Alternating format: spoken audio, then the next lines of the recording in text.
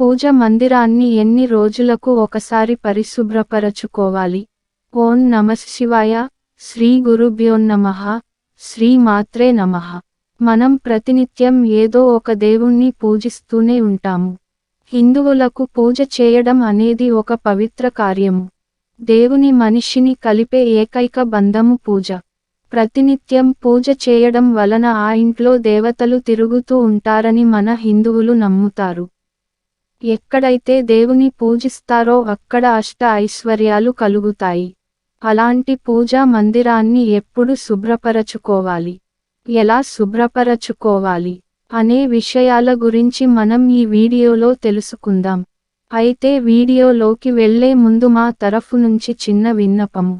ఇప్పటివరకు మీరు మా పురాణ రహస్యాలు ఛానల్ని సబ్స్క్రైబ్ చేయకపోయి ఉంటే దయచేసి సబ్స్క్రైబ్ చేసుకోవాల్సిందిగా కోరుచున్నాము. ఎందుకంటే మా పురాణ రహస్యాలు ఛానల్ ఎంతగానో కష్టపడి ఇలాంటి విషయాలను మీకు వీడియో రూపంలో అందించడం జరుగుతుంది.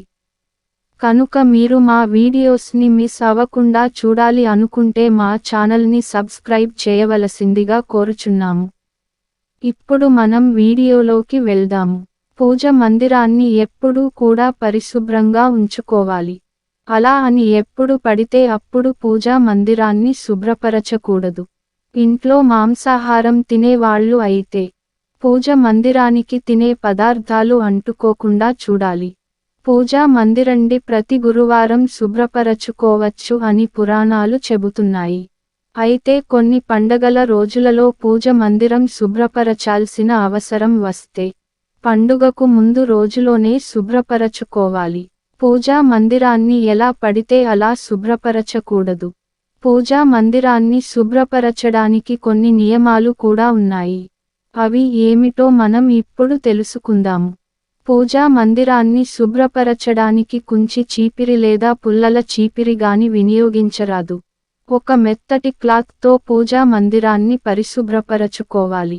పూజ మందిరంలో దీపారాధన చేసినప్పుడు పూజా మందిరానికి పైన గోడలకు నల్లని మసి పడుతూ ఉంటుంది.